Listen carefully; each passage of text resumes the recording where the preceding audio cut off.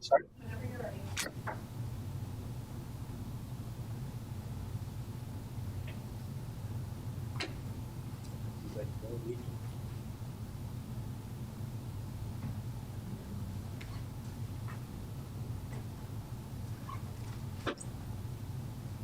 How did that disappear? Now it disappeared.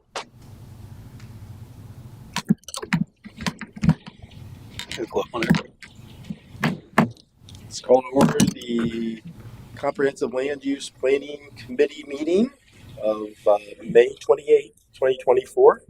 Please stand for the Pledge of Allegiance. Pledge allegiance to the flag of the United States of America and to the republic for which it stands, one nation, under God, indivisible, with liberty and justice for all. Okay, can we have a roll call, please? Chairman Matthew Koppler. Here. Member Todd McClary. Let the record show that Member Todd McClary is absent from today's meeting. Member John Eric Hoover. Here. Member Denise McKenzie. Present. Do we have minutes? We do. Motion to approve May 6th and May 13th club meeting minutes. Second. All those in favor say aye. Aye. Opposed, nay. Okay, approved. What's next on the list? I don't have mine up here, so I'm sorry. Jump up. Oh, yes. Comments from the general public. We have nobody signed up. Do we have anybody wishing to speak? Sure. Positive? I just have one more comment. Sure. Step forward. State your name, address. Cynthia Malin, 5446 Blue Point Drive. I've talked to a lot of people, and they're finding the online survey tedious and leading. I'm just saying, this is what people are telling me. I'm just giving you input, what I'm hearing from the citizens, and I've probably talked to 40 or 50 people. So. Okay. Thank you. Anybody else?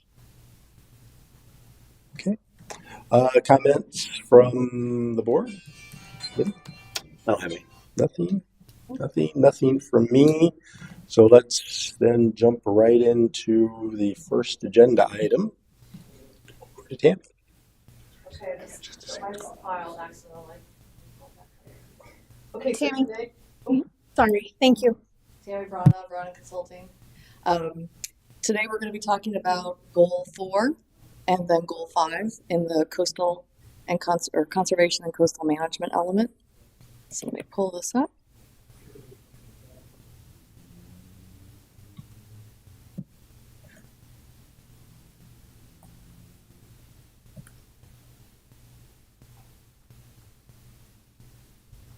Why is this not working? Isn't technology wonderful? I just had it up too. It was... Okay, I'm going to have to use my Word file then, see if that works.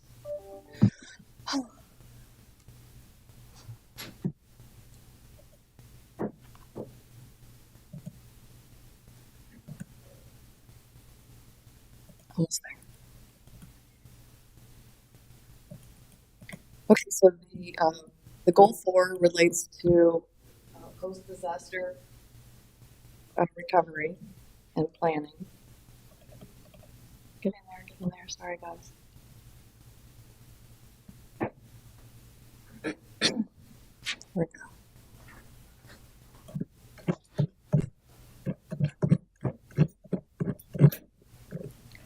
Post-disaster redevelopment. And the goal is to proactively, why is this jumping around? The goal is to proactively prepare for and efficiently manage post-disaster redevelopment, focusing on reducing future vulnerabilities and fostering community resilience. That is the goal. There are 3 objectives that are identified. One relates to post-disaster recovery, the second to post-disaster repair and redevelopment, and the third is related to the post-disaster redevelopment plan. So for the first one, post-disaster recovery, there were policies in the comp plan relative to a recovery task force. So I took those two policies and consolidated, I guess, an objective and a policy, and consolidated them into one. So essentially, to designate a recovery task force that's comprised of the city manager, civil defense coordinator, departmental staff, and others as may be appointed by the city council. And then it has a series of different tasks they would be responsible for. And I know last time we spoke, we weren't certain about who the civil defense coordinator was, but in this case, it mentions both the city manager and the civil defense coordinator, and then departmental staff. So I don't know if there's any tightening up that could be done there, or if that's adequate the way it is. But those were taken from the existing policies in the comp plan.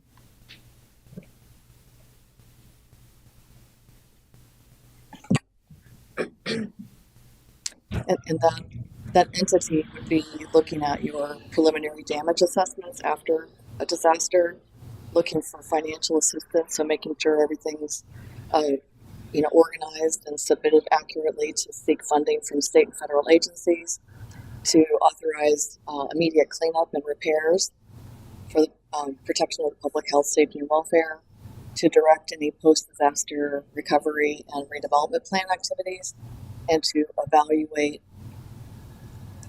do evaluation afterward and recommend changes to any appropriate documents, such as your comprehensive emergency management plan, the comprehensive plan, and or the land development code.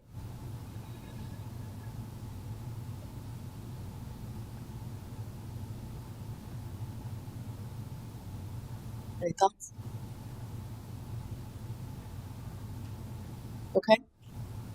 Okay, we can come back to it if we need to. The second objective relates to post-disaster repair and redevelopment. So balancing the urgency of post-disaster building repairs with broader community goals for hazard resilient redevelopment. So in many cases, I borrowed from the existing comprehensive plan and just made some changes here and there.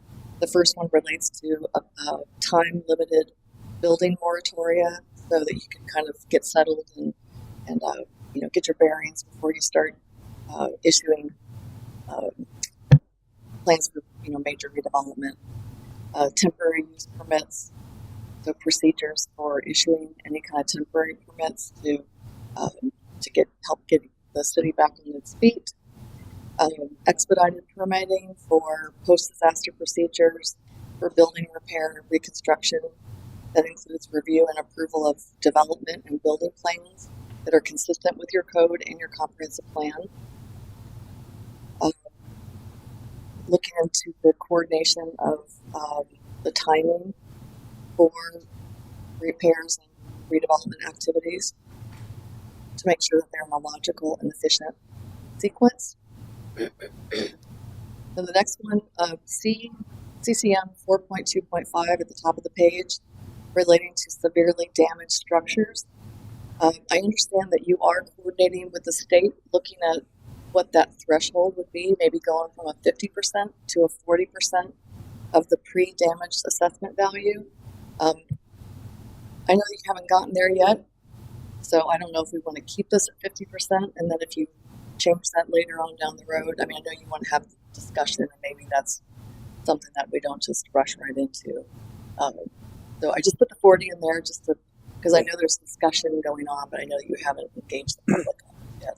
Yeah, council is going to be discussing that on June 4th. So Okay, so what we can do is we can go ahead and, what date, June, what'd you say, June 4th? June 4th. Oh, Was it 40% they were looking at? 49. Yeah, I think it's not 40%.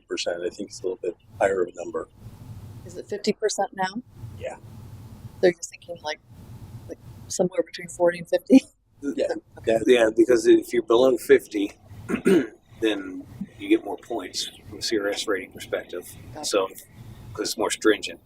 And I don't know I think the point values depend on, if it's 49, 48, there's more point values the lower you go. Okay, I'm So gonna we gotta I'm talk gonna about that. highlight this, and then I'll just wait to hear what comes out of that meeting.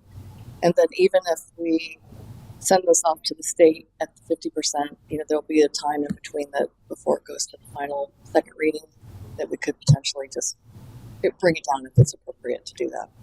Question on that. So let's say you submitted 50%. We have the first reading. We don't know those numbers yet, or whatever. We have the first reading, goes to state, comes back for the second reading. Is that something we change the second reading, or that go back to the state? No, I think because it's more stringent and probably more in line with resilience that we need to say that this was something that was happening. Gotcha. I mean, we'll call them and find out if it's okay to change it, but you can make changes. I mean, between the first reading and the second reading, you can make changes. You don't want to do anything too drastic, but this is definitely That'd be a textual change, which requires state review, right? well, the whole thing is going to be reviewed, but there'll be that period that they're actually reviewing it. They'll come back to the city with their comments, and then city council will consider the comments and what needs to be modified in what we sent to them. This could be one of the modifications with just explain what happened, and I would make a phone call to the state just to make sure that it was okay to do that. But I don't suspect that there would be any pushback from submitting something like that because it is within the realm of the topic, Right. and it does relate to responsiveness to resiliency in the community. Okay, so the next one I had a question. 4.6 related to repetitive loss properties, and this is in your comp plan. It's as an objective. Where feasible, property which has received recurring major hurricane damage from storm surge shall be publicly acquired or designated coastal lands wetlands on the future land use map to prevent redevelopment of the property. So it should be, not shall be. But pay attention to the storm surge. So then the policy that supports that is below 2.11.8. So consider one or more of the following strategies, and it says in those areas, which wasn't clear to me. So I went ahead, I thought that it was referring to areas that had received damage from storm surge. But I wanted to find out if there was other areas that are repetitive loss properties that aren't necessarily losses from storm surge, but might be just losses from flooding events. So I didn't want to be too constrained, but what are you finding relative to these repetitive loss properties? Are they storm surge properties or are they flooding? Like this, just non-related to storm surge? Both. I mean, I can't think of anything sitting here today that would show it's both, but I would just assume that it would be both. And the top one relates to major hurricane damage. Is that also overly constrained? Because sometimes storms are not hurricanes. So would you be in favor of not describing it as hurricane damage and then taking out storm surge altogether? So it's maybe major storm events, or this would be on 4.2.6. Well, couldn't you just make that a list? So recurring major hurricane / flooding. Severe storm? Yeah. Okay. So like a list of threat types. Okay. So I'll make those changes to both 4.2.6 and 4.2.7. Would you use the language act of God events so that, obviously if say a house is burned down several times, but if it was hurricane, storm, But, struck by so I'm lightning. wondering if like burning houses, do those fit under the repetitive loss category though? Usually that's a flood related designation. Repetitive loss. Well, you can have repetitive loss several different ways, right? But I think that the actual designation relative to It's the flooding. FEMA is flood. Okay. They're actually repetitive loss. They used to call them repetitive loss floodplain management plans. That was all related to floodplain. Okay.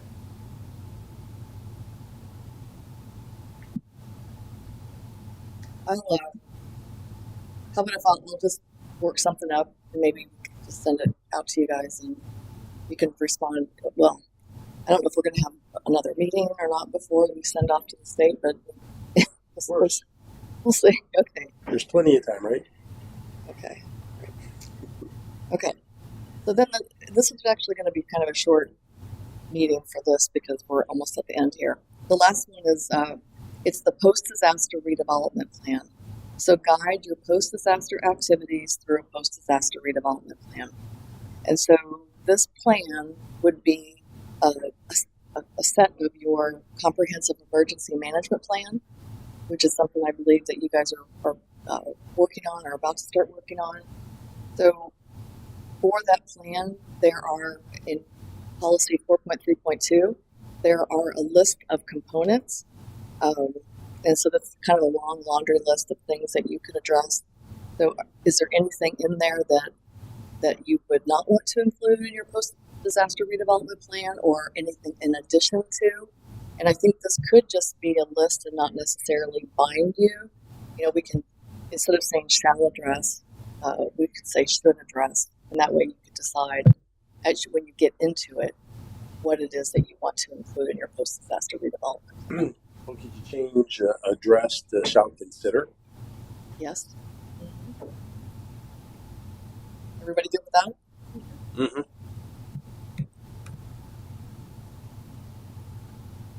And I know at the end I have my and in the wrong spot.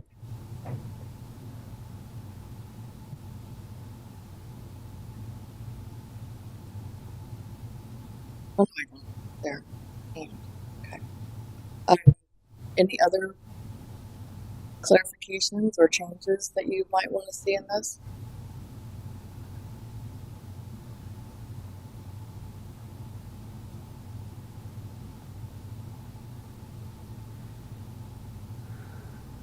Oh, it is. I see. I got my and after L, but it needs to come after M.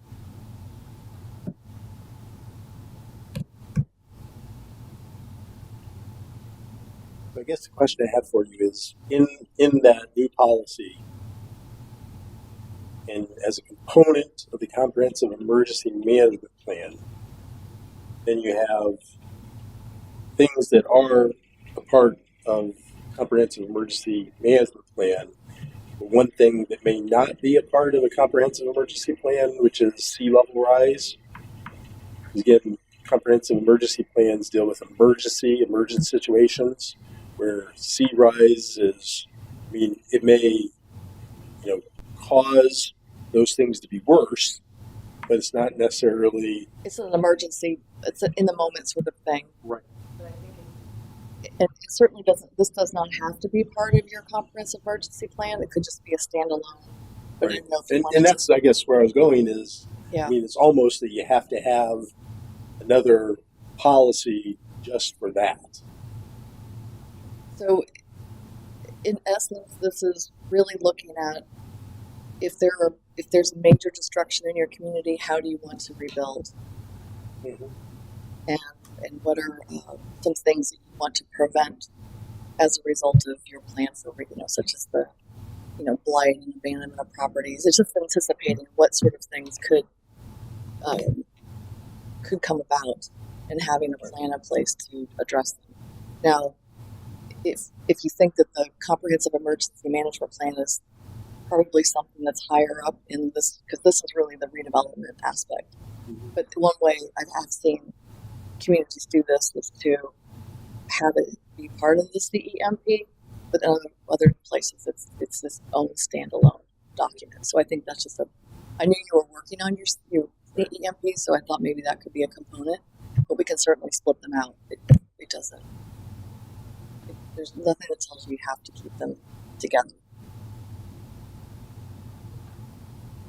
Want to do it separately? Yeah, I just think Philosophically, it's not an It's in the wrong emergent stage. situation. I mean, it's Yeah. it's an important situation and one that really part of the comprehensive plan we're addressing is on the coastal management side, not so much as disaster recovery, although it would be a disaster. Don't get me wrong, but it's one that is going to emerge over 20, 30, 40, 50, 60 years. Yes. So how about on 4.3.1, we take out the phrase as a component of the CEMP? Everybody good with that? and then it's a standalone document now. Have you? Now it's a standalone document. Yeah. With that removal. Yeah.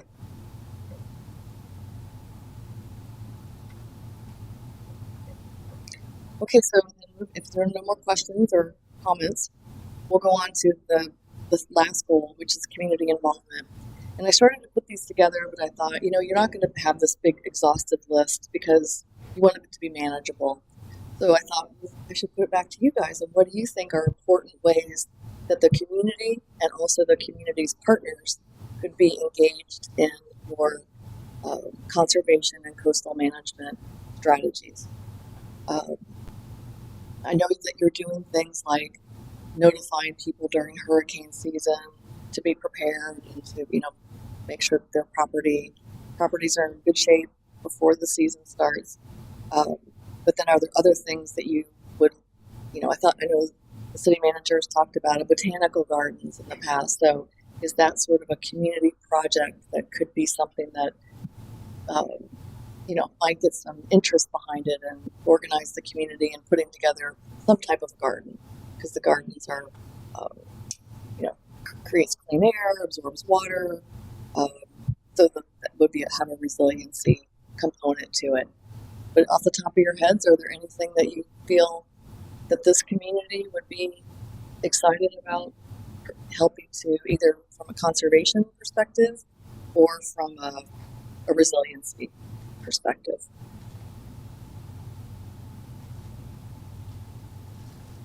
And I do think there should be at least one thing related to the CRS, just to make sure that you get that point, if that's a point to be had.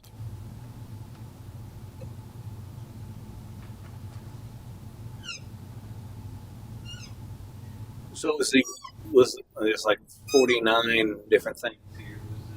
I think you said pick 3 to 5 or whatever. Is it? Yeah, and these could be rewritten, of course. These are just things I Right. pulled from a lot of comp plans that I've looked at over the last year, probably. And so anything I saw that was public education or partner coordination related, I stuck it in here. So, here's one on like water conservation. Educate the public on the benefits of conserving water, use of native plants, ecosystems, and Yeah, I mean, I like several of them. Is there a way we could leave them all in there and just why don't reference? why don't we just talk about topics right now, and then or you can point to the exact one that you're talking about. Either way. Well, no, just in general, I just as opposed to whittle it down 3 to 5 or whatever. If that was the exercise, It is the exercise. we could include them all and listen. Like Okay. you could do, for example, these. Just have them all there. But I think they're all great. But you need to be manageable because you may not get to the whole list. So I think it's important to have some level of priority because maybe it'll be so daunting that but I think if there are some that you think are, and maybe we even prioritize them if you want to have more versus less. But are there ones that you want to point out that you liked especially? Well, I mean, I had trouble singling out just 3 to 5. I do too. Well, you can do as many as you like. I was just trying to. Well, that's what I was saying. If we've captured them all here, is there a way we can? Well, what we could do is we could say engage the community in programs such as or that might include, and then we could have like a laundry list. Right, that's kind of what I was thinking. Okay. Have the Well- dump after that. So just, if you look at, and I'm on towards the end of your list there, 42, 43, 44, and probably those 3. Those are all very similar. I mean, they're different things, but they're similar things, right? Yeah. And that's what, in looking through all these 49, I started seeing, the common themes. Saying, okay, this is one thing. This is the second thing. I mean, I don't think there's 49 things there. Yeah. Right. I think maybe there's 10 or 12 things that you could list. So for that, exploring different ways to deal with climate change or Okay. So let me put it back to you this way. Was there anything on this list that you weren't jazzed about? Just to know if there's anything we should take out. And then, is there anything not on the list that you might want to add? So I will go back and I will kind of sort these and consolidate them and make them, chunk them up. But is there anything additional that I should be including? Or is there anything in here that you feel isn't as important to this community? And just asking, just to see if there's anything that, otherwise I will just go back and do what I intended to do the first time. And We put out a yearly newsletter, Hurricane Edition, that has some information and stuff in it. You'd mentioned public meetings shall be held each year to inform Fort Ritchie citizens of natural disaster protection procedures, evacuation routes. We do that in a newsletter, not necessarily a public meeting. yeah, you're doing some of these things already. So which number are you talking about? Well, that was number 12. But I think they're, in looking at 12. So what we're talking about, though, going forward is having our own kind of like what Newport Richie is doing this weekend, Hurricane Disaster Preparedness Day or whatever. Right. So we're thinking of doing those type of things as well. So, I mean, although No, we're I not agree. doing it in a public meeting today, we'll be doing I just didn't know if we wanted to call out what we're already doing. that mailing, what we're already doing. We're going Yes. to continue to do that. Yeah. Yes, absolutely. So you're doing a mailing annually for hurricane season. What other mailings are you doing, Val? What other mail outs are you doing in That's the addition only to one, the I think. hurricane? That's it. That's it. Oh, is it? That's it as far as that was the only mailer we're doing for the hurricane was the newsletter. But you're also doing social media. So Yes. that's kind of across the board with whatever. So that's also a good way of, it's actually an ideal way of communicating with the masses. Was there anything else that you wanted me to make note of that you're doing relative to this topic? Or just go forth and Yeah, I mean, nothing on there that I would say, oh no, we're not going to do that. And they're all very okay. important endeavors to do. I just think that we could probably shorten it from 49 down to Yeah, a Consolidation. manageable number just by saying these things are similar. And right. Consolidating, essentially. Okay, I can do that. And then, relative to the water supply facilities work plan, have we gotten any data pulled back on that? Okay, good. we're working on that. And I also noticed something that I wasn't aware of before. Remember how we were talking about did we talk about a 20-year time frame? I think we did. Okay, so make sure it's 20 years. Yeah. And then split it between 10 and 20 as opposed to 5 and 10. It used to be 5 and 10. Somehow I missed that. I think I was not doing comp plans at the year that legislation was passed. So good. Okay. And then the other thing was, are you also looking at schedule of capital projects, which can be very abbreviated and based on what your needs are. Yeah. So if you're noticing that you have water and wastewater related needs, tying those to a capital project will fit the bill. Okay. So moving forward then, I think we're done with this topic. Okay, Before we do Oh. that, yes, if it's okay, sorry, I know. comment on what we just talked about. Okay. Go to it. All right, I get ahead of myself. So, what I thought I'd show you today is at the open house on Thursday, starting at 4 p.m., we're going to have stations set up around the room. There's going to be a total of 6 stations, and I have boards for 4 of those stations. The Google Earth will not have a station. I mean, it'll be a station, but it won't have a board, but it'll have, like, come over here and do a virtual walk on it. The other one is, without a board is where you can have, there's an aerial map scaled to some Legos and also trace paper so that the public can work with an architect and they can kind of just lay out what they think would be appropriate for different, wherever they want to build a building in the area. And then we're just going to take pictures and see what people come up with. So those won't have a station. This is the first one. So this is essentially about Imagine Cody River Landing and the vision process. So it talks about what is a community vision. I looked this detail up because in my community, we were looking at refreshing our vision a few years ago, and we thought, well, who's new in the community that didn't get a chance to work on the first vision? So it's interesting. I can't see from here. I got to pull mine up, but I think it says 12% or 13%. Can you guys see that? Okay, I'm going to pull mine up. Oh, so 13% of current city households were in Port Richey before 2000 when the WOD vision was created. Yeah, so 13% of your current household, 13%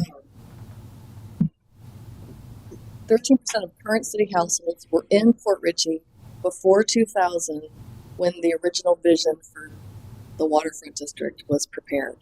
So that means that you've had 87% turnover in households. That's estimate, of course, because some people might move to New Port Richey and then come back to Right. Port Richey.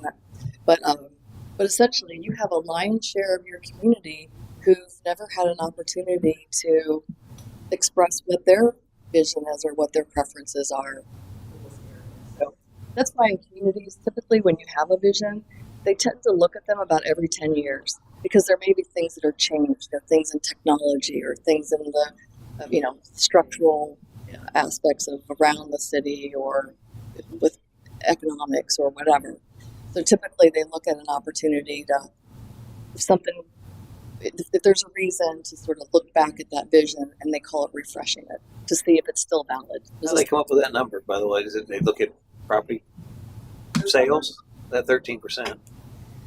In the census data, they have something called year householder moved into unit in the city. And so it'll say householder moved in between 2015 and 2019 or 2021 or later. But they also have one that's back to 2000.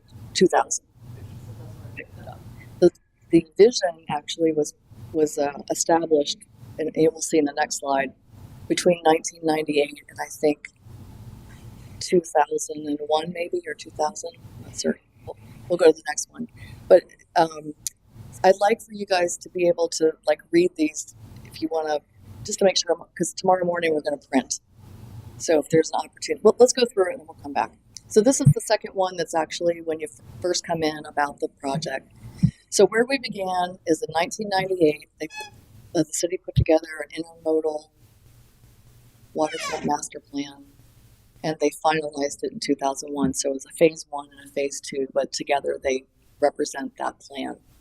And they had some concepts that you can see on the left. That was the area that's now Cody River Landing. And then on the little piece at the bottom was the area to the east of US 19. So they had laid out these concepts. They weren't adopted in any way, but they were just ideas. And the guiding principles were respect. I don't know why I'm struggling here. Respect, I think it was connection and revitalization. So I just truncated them. Respect, connect, revitalize. So that was kind of like the guiding principles about development in this area. And, a lot of the same sentiments that were expressed about this area back then seem to be in play today. In 2002, the city commissioned this I'll call it a regulating plan, which really was the genesis of the waterfront overlay district zoning. And so the zoning was actually, the Land Development Code Amendment was accomplished in 2005.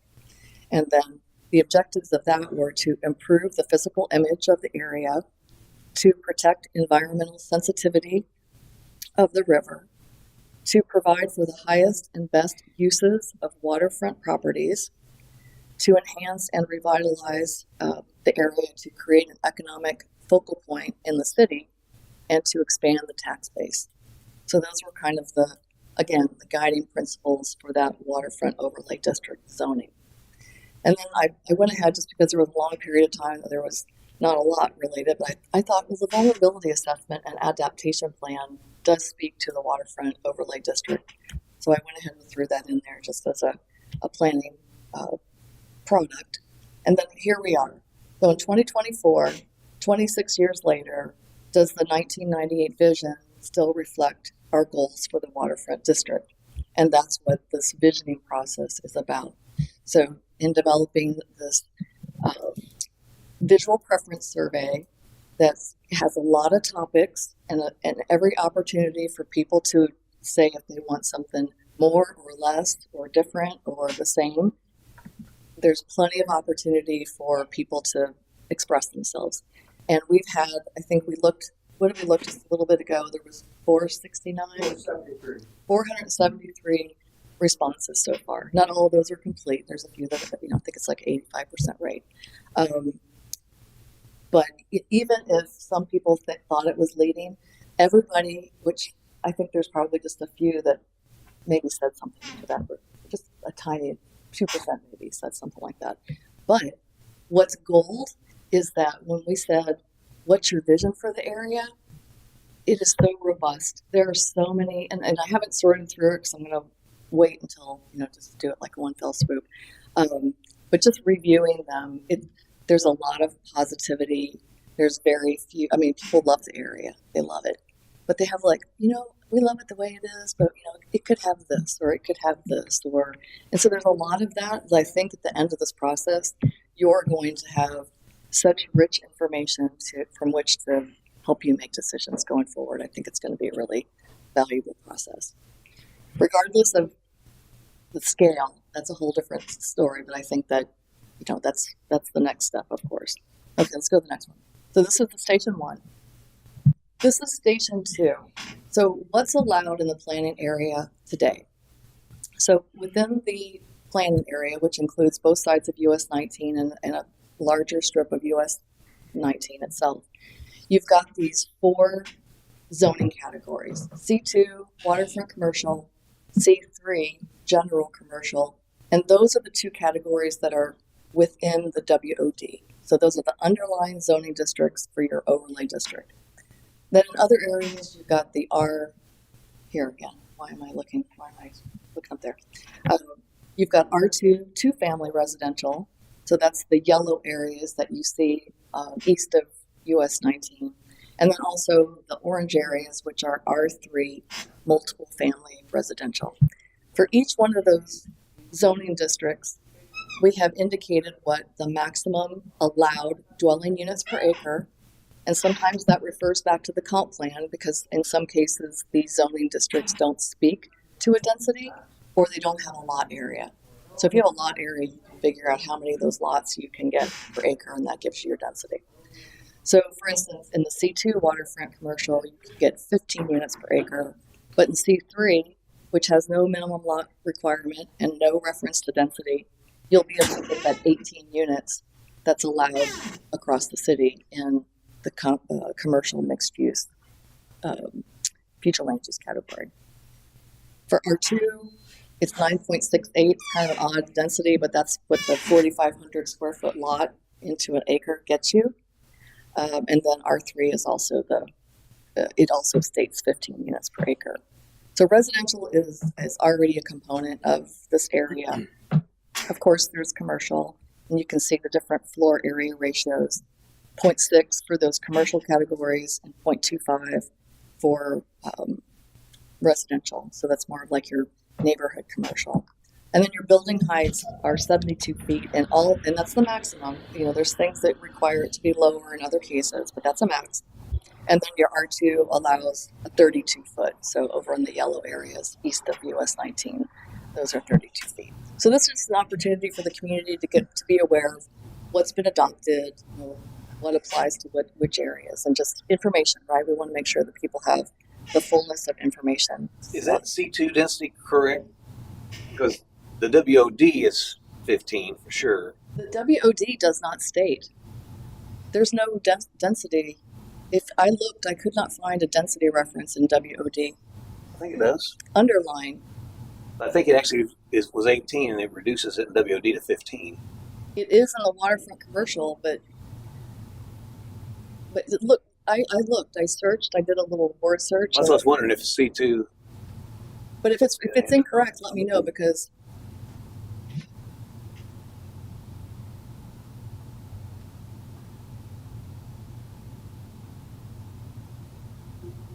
I did the word search for 15 spelled out and for 1.5 and density, and I did all of that.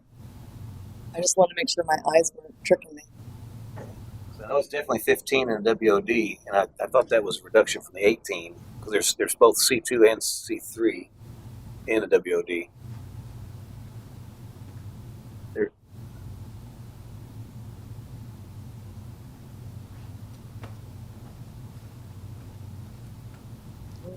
I know the C2 references the density, um, but I could not find anything in the WOD within that zoning section.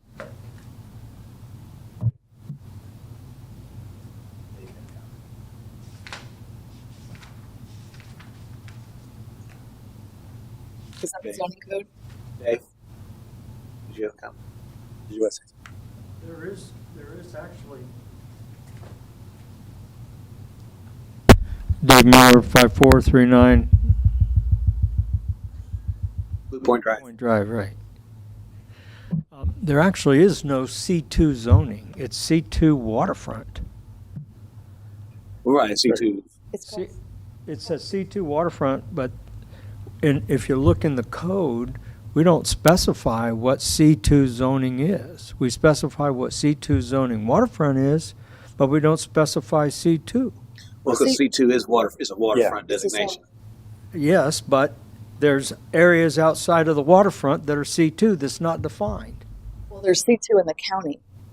But we're not county. Well, I know, but I don't. In the city, I think all our C2 is on waterfront. I think, Maybe not. Nope.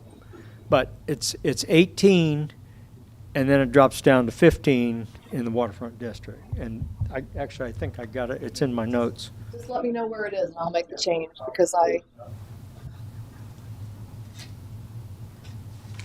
also noticed that the zoning code references C1 and C2.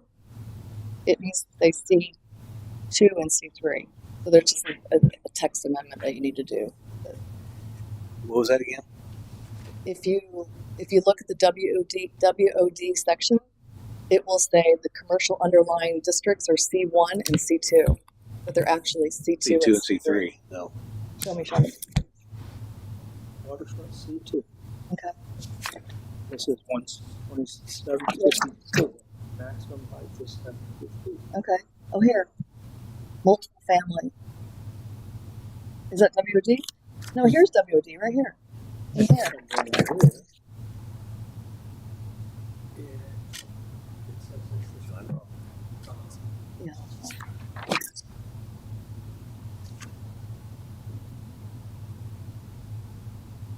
this is-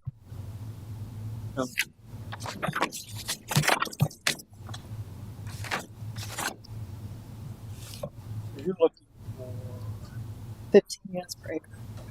Or any density requirement in this section, WOD.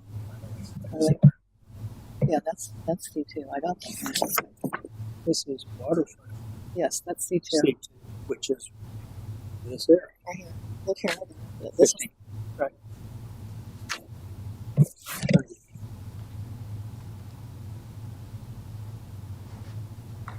Okay. So you're looking. I'm not seeing it. We'll come back to it. I have lived and breathed this section all weekend. I keep going, oh, I come back and change it a little bit. But I think, and the maps do need to be switched around a little bit or fixed up a little bit. They've kind of lost their way over time, but that's not a problem because it worked out as far as the density and intensity related to each one of those categories. So there's no wild swings or anything as a result of the colors being different. You want to go to the next one? So this one is, so then there'd be the first station, the second station. Oh, the third one would be what makes a great place. And this is actually borrowed from an organization, very respectable, called Project for Public Spaces. And, I remember years ago, the city of Newport Richey had Fred Kent, who's the founder of Project for Public Spaces, come to the city and to help them, define, what public spaces are important to a community. And what I like to call them are what a great place. They're places people like, right? They're people forward places that people want to come back and they love them and they want to be a part of it and take care of them. And so anyway, these are the components that we essentially look at, and there's a lot of different variation, but they relate in 4 points to uses and activities, to comfort and image, to access and linkages, and opportunities for social ability. So this is just what we'll have of people that are staff standing in front of these boards, having conversations. We'll have sticky notes and comment forms. And so as people are thinking about anything in addition, because hopefully they've already taken the survey, and this way they can just reinforce what their thoughts are and what they'd like to see in the waterfront district. And the last one is, have you taken the survey? And so essentially it's a QR code, kind of gives a flavor of what sort of things are in the survey.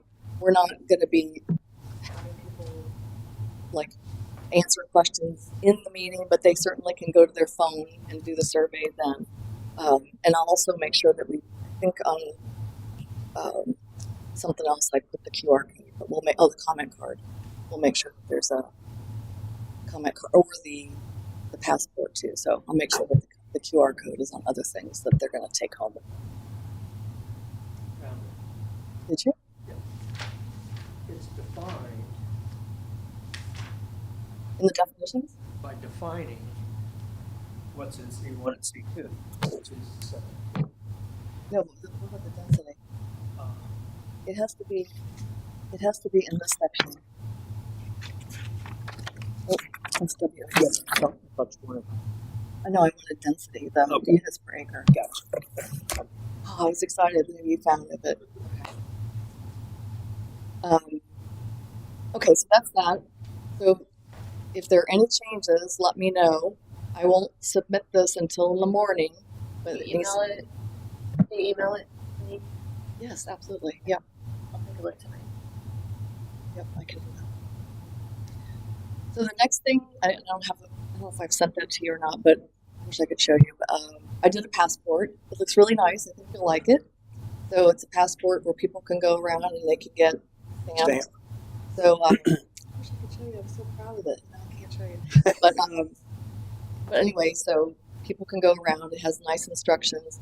And then when they hand their passport in at the end, we'll do a drawing within 24 hours for 2 grocery store gift cards. Like, what are you thinking, Publix or Winn-Dixie, or where are people shopping for, Richie? Walmart. Walmart? Oh, Walmart. Okay, we can do that. Sure. I think that's the only one we actually have in Fort Ritchie. Publix is outside the city. Yep.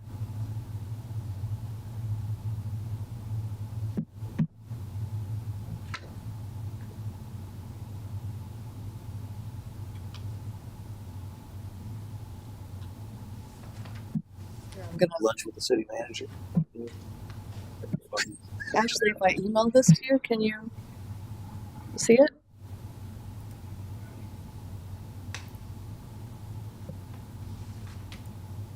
The passport. Do you have a PDF of the passport?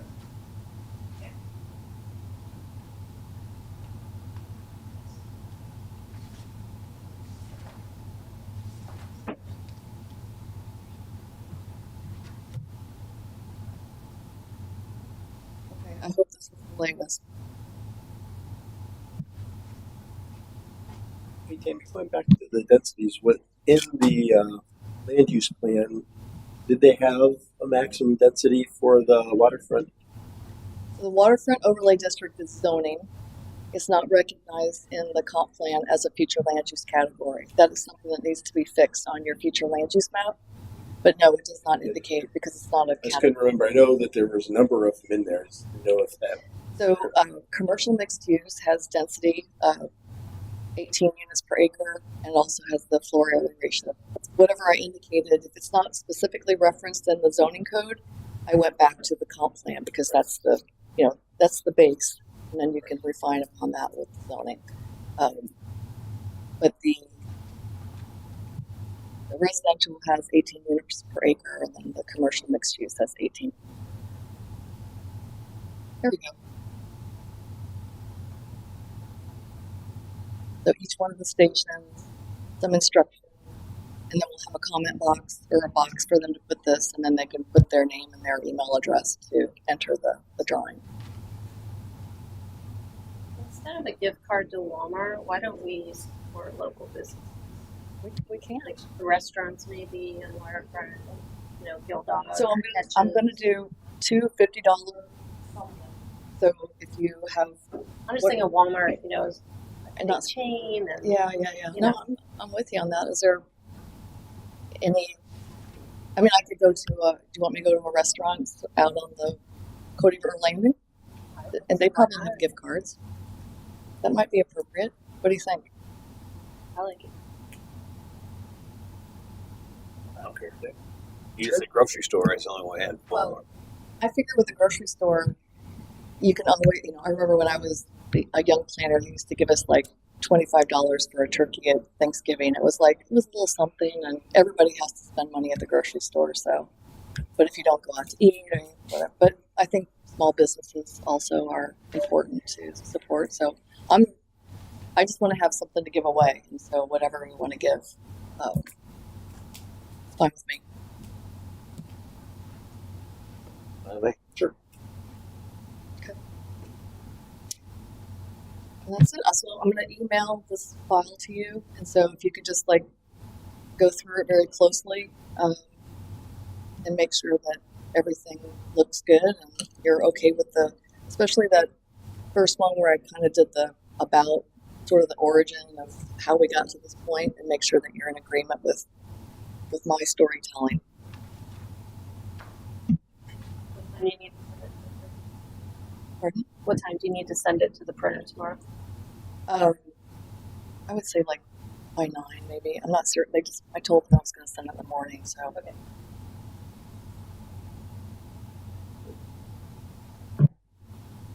In fact, actually, Ashley, you have the file. Do you have the file that you could email? Because I don't know that I probably have everybody's email address, but I know you do. So the time frame for everything coming back from the survey and the open house. So I'm assuming that we'll probably need to have our next meeting maybe timed with the results of that, or So the survey ends June 6th. I wanted to ask you, was there anything, we're not going to report anything about the survey at the open house. Is there anything that you want? No, okay. Just checking. So the survey will end June 6th, and then we are we're not scheduled yet. We need to have a schedule for the report back to City Council. So I know that June 11th, is the next meeting. it was, I think, Sal said it's a very busy meeting. So, Should be that much busier. okay. I mean, I thought that it was a to be determined, so that's Yeah. all.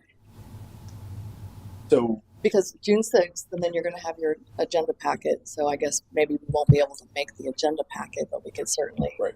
coordinate with you and Yeah. make sure that. we'll figure out how we get on the agenda, but Okay.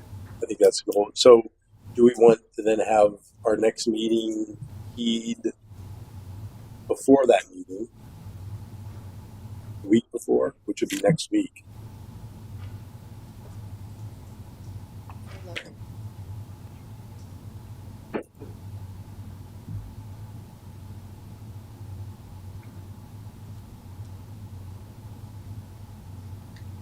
Okay.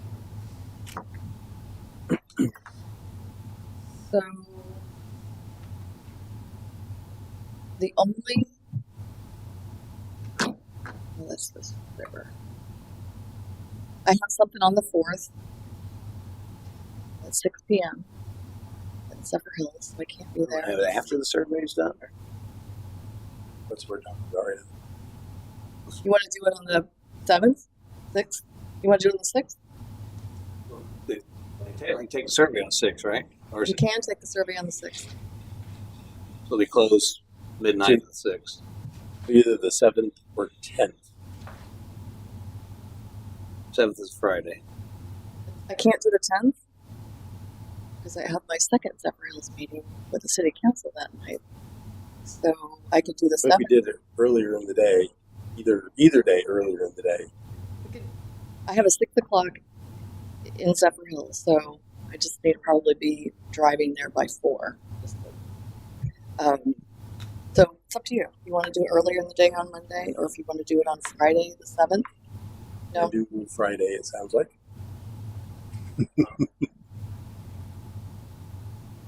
So Monday earlier in the day, maybe like at 2:30, I've got a meeting from 2 to 3. 3 o'clock, 3 o'clock, what time? 3 o'clock on the 10th. Oh, you're coming Well, so I need- close. Hmm? Coming close. Well, it's his fault. Well, I got a meeting from 2 to 3, so I don't want to like 3 o'clock. Oh, you have a 2 to 3? Huh? You have a 2? No, I have a meeting from 2 to 3. If you want to, I can. Okay, how about the 11th? That's the day of the city council meeting. Okay. Are you sure you want to have it the 11th? Do you want to have it the We can do it on 25th? the 10th. Is there any other time slots besides We have that? to, we have to do a little bit of work on this. Mhm. It's a lot of. It's 400. It's going to probably be Right. 500 surveys by that time. So it's a lot to run through and make sense of.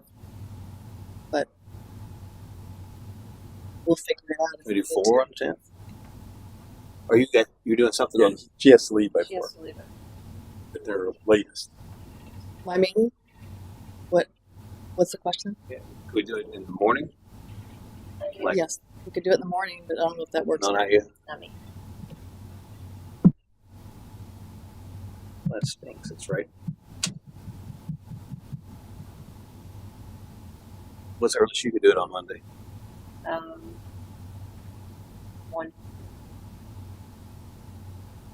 1 o'clock We do on one, Monday. 1 or 2. Yeah, maybe take my 2 o'clock here, I guess. 1 to 2 on Monday. Works for me. I'm here. You're here. I'm here.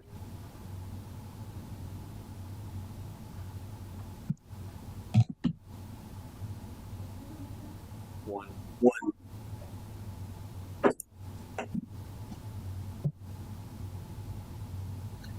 Okay, we'll book 1 o'clock. 12:30. So 12:30 you couldn't do? Has to be 1? I can do 12:30. Do 12:30. That gives an hour and a half. Yeah, because 12:30. What did you say? 12? 12:30. 12:30. I think you said 12:50. Like, wow. I just want to make sure we get a full hour and get a little bit of time in between.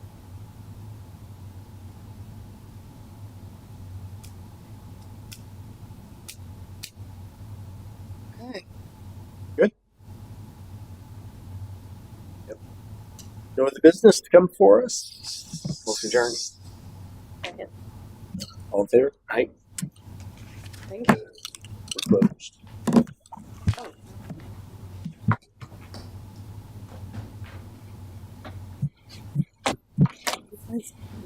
What you got? Backhanded discussion. We have this waterfront. Yep. It says multifamily shall be 15. Okay. I'm going to show you this. 15. C2. C2 waterfront. C2 waterfront. We don't have it. You don't just have, that's